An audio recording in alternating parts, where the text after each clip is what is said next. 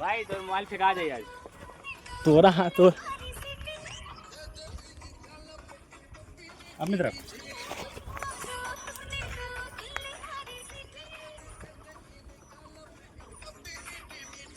सामन बड़ा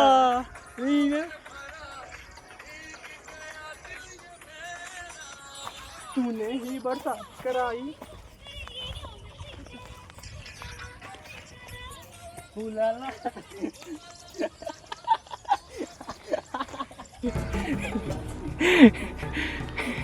तो गाइस देख रहे हैं खूब मस्ती हो रही है गाइस, मस्ती हो रही है, मजा आ रहा है, मजा आ रहा है गाइस, मजा आ रहा है। थकान हट, कोई सा भी जगह नहीं छोड़ना है गाइस। खड़ा इंसान क्या दे हो so, देख सकते हैं। अब हम चलेंगे ऊपर, काफ़ी थक चुके हैं गाइस। और हमने 2 बोतल पानी लाया था, बिस्लरी की बोतल में 1-1 लीटर। ये बोतल ख़त्म हो चुका है, 1 बोतल और बच रहा है। 1 बोतल और बच रहा है, जिससे ये हाथ धो लेगा। अब नहीं हाथ धोएगा बिना हाथ धोए। बिना हाथ धोए बड़ा हरामी हो बेटा। अच्छा लगता है हाँ? बिना हाथ धोए? नहीं भाई, जीन्स में नाड़ा कब से आने लगा? भाई जीन्स नाड़ा वाला हम पहनते हैं भाई, नाड़ा वाला पहनता है, अच्छा लगता है। देव ठंडा ठंडा हवा आ रहा है, बहुत अच्छा लग रहा है ना? अच्छा सुबह ठंडी ठंडी हवा आ रही है यहाँ पे, जो हमारे बॉडी को जितनी थकान थी उसे दूर कर रही है ये। और इतनी शांति यहाँ पर।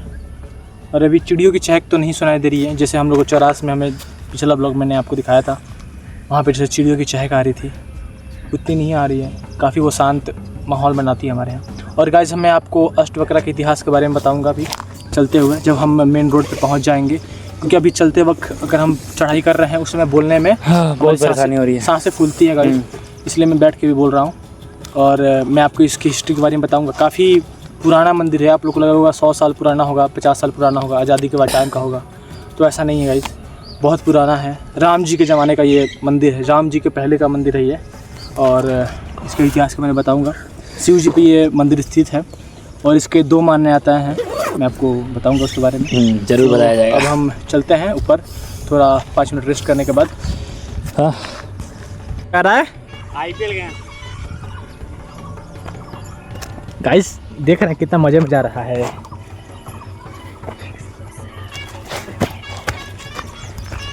भाई तो मोबाइल फेंका जाए आज तोरा हाँ तो अपनी तरफ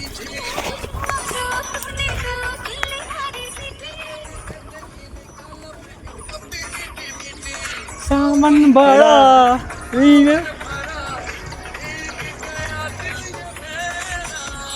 तूने ही बरसात कराई फूलाला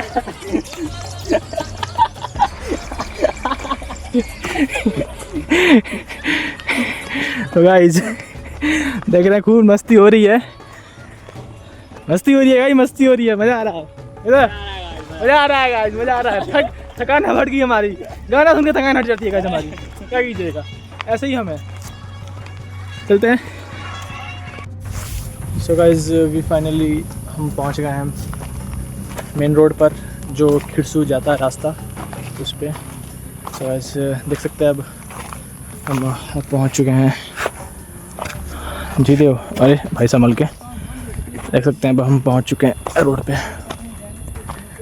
यही रोड है और हम इस रास्ते से आए हैं, देख सकते हैं। और जो रास्ता है वो रोड से आने के लिए है, मतलब अगर आप रोड से आना चाहते हैं श्रीनगर से तो ये वो रास्ता है इधर से आने के लिए। और अब हमें इधर जाना है, देख सकते हैं। मतलब ऊपर लाइट पहुंचाने का स्रोत देख रहे हैं गाइस, मतलब ये जो तार ऊपर देख रहे हैं ना, वो देख रहे हैं कैसे जा रहा है, देख रहे हैं कैसे जा रहा है।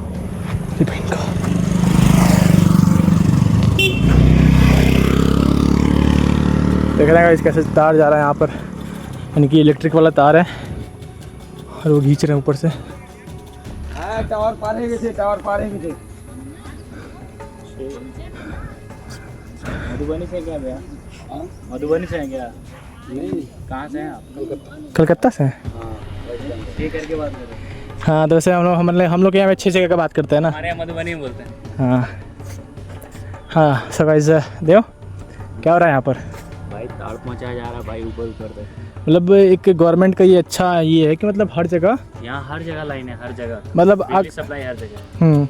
मतलब अगर आप इस पहाड़ पे कहीं भी अगर आप घर लेते हैं, बिल्डिंग बनाते हैं, तो उस जगह पर आपको बिजली पानी पहुंचाना वो सरकार की जिम्मेदारी है। और कैसे भी पहुंचाए वो उनकी जिम्मेदारी है। पहुंचा देती हैं यार ऊपर तक एकदम, और ये पहुंचा भी देते हैं। सो गाइस अब मैं आपको बताने वाला हूँ इसकी हिस्ट्री के बारे में, यानी कि अष्टवक्र की हिस्ट्री के बारे में, क्या इसकी मान्यता है। तो ये बात है जब दशरथ जी थे, यानी कि राम जी के पिताजी, उस समय की ये बात है।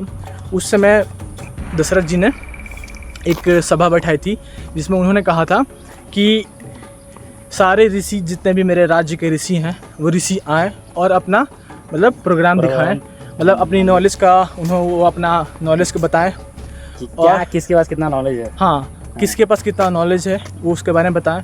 अगर मैं प्रभावित होता हूँ उससे, मतलब हाँ मुझे अच्छा लगता है कि हाँ मतलब वो खुश होते हैं तो वो इनाम देंगे, वरदान कुछ ऐसे। हाँ अगर वो संतुष्ट नहीं कर पाते हैं, उनको अपनी बात से नहीं प्रभावित कर पाते, नहीं खुश कर पाते, तो वो उनको जेल में बंद कर देंगे और वो उम्र कैद होगी। ठीक है गाइस, तो ये था। तो उस समय एक ऋषि थे, ऋषि का नाम तो मुझे याद नहीं, बट उनके जो बेटे थे अष्टवक्र, जिनके नाम पर मंदिर स्थित है, उनके जो पिता थे उस समय ऋषि थे, बहुत बड़े ऋषि थे।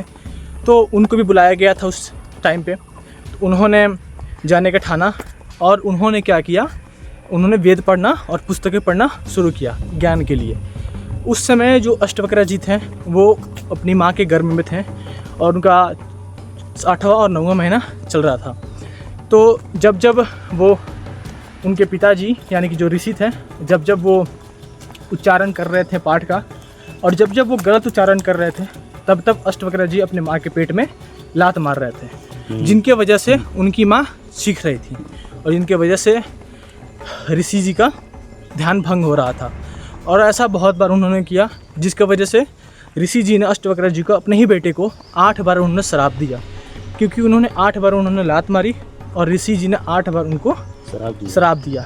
और श्राप ये था कि उनके एक मतलब जब श्राप दे रहे थे, एक श्राप में उनका अंग टेढ़ा करने का श्राप था, यानी कि ऐसा जैसे कि तुम्हारा हाथ टेढ़ा हो जाए, मुंह सीधा ना हो, ऐसे टाइप का श्राप उन्होंने दिया। फिर क्या हुआ, ऋषि जी गए जनक जी के दरबार में, उन्होंने अपना ज्ञान का प्रदर्शन किया, बट वो जनक जी को खुश नहीं कर पाए।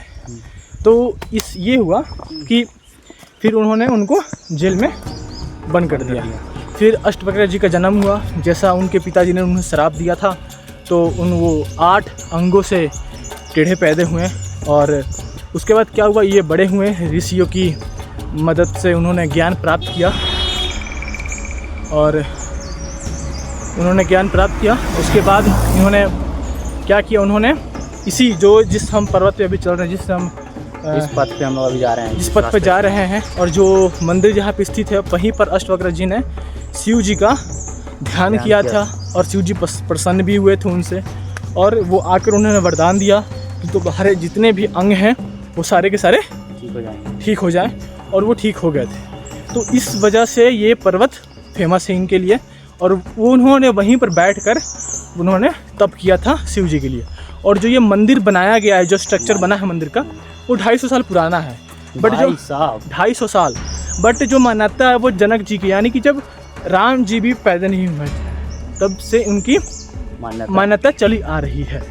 और एक और चीज़ माना जाता है, जिन स्त्रियों की शादी नहीं होती है, जिन ईश्वर की शादी नहीं होती है, वो उनका विवाह हो जाएगा अगर वो हर सोमवार, मतलब 2-3 सोमवार, ऐसे शिवरात्रि के दिन में भी, और कभी भी वो सुबह 4 बजे अगर उस मंदिर पर जल चढ़ाती हैं, 2 से 3 महीनों के अंदर उनका विवाह हो जाता है। और ये सच्ची मान्यता है। मैं वहाँ पर शिवरात्रि के दिन गया था और हम और देव भी गए थे, तो दादी ने यही बोला था कि हाँ ये मान्यता सही है, यहाँ पे हो जाता है। और ये काफ़ी देवभूमि की यही खासियत बात है, जो यहाँ के एक मंदिर मान्यता प्राप्त है, और उसका जो सिद्धियाँ हैं वो काफ़ी पौराणिक है, सही है, एकदम सही भी है और काफ़ी पुरानी है। ऐसा नहीं है कि 50-60 साल 70 साल पुराना है, वो हमारे भगवानों के टाइम के मंदिर थे। सो ये इसकी हिस्ट्री रही गाइस। और हम अब जा रहे हैं, पहुंचने वाले हैं हम वहाँ पे। और सो हम चलते हैं, काफ़ी थक चुके हैं। और आप देख सकते हैं काफ़ी घने जंगल में हम आ चुके हैं। अब देख सकते हैं पीने वाला पानी है क्या? पीने का पानी नहीं, ऊपर कुछ लोग बैठे हुए हैं, पूछ सकते हो। बट हम अब गांव में चलेंगे, खोला गांव आने वाला है, तो खोला गांव आने वाला है, वहाँ पर हम रुक कर अपने बोतल पानी से भरेंगे और हम वहाँ पे पानी पियेंगे, क्योंकि हमने बहुत प्यास लग चुकी है। और मौसम का भी ये भी अब अच्छा हो रहा है हमारे यहाँ से। नहीं दो गर्मी लग रही है? नहीं, गर्मी नहीं लग रही है, क्योंकि इतनी धूप होने के बाद भी हमें गर्मी नहीं लग रही है, क्योंकि यहाँ का जो वातावरण अभी ठंडा है। चलते गाइस।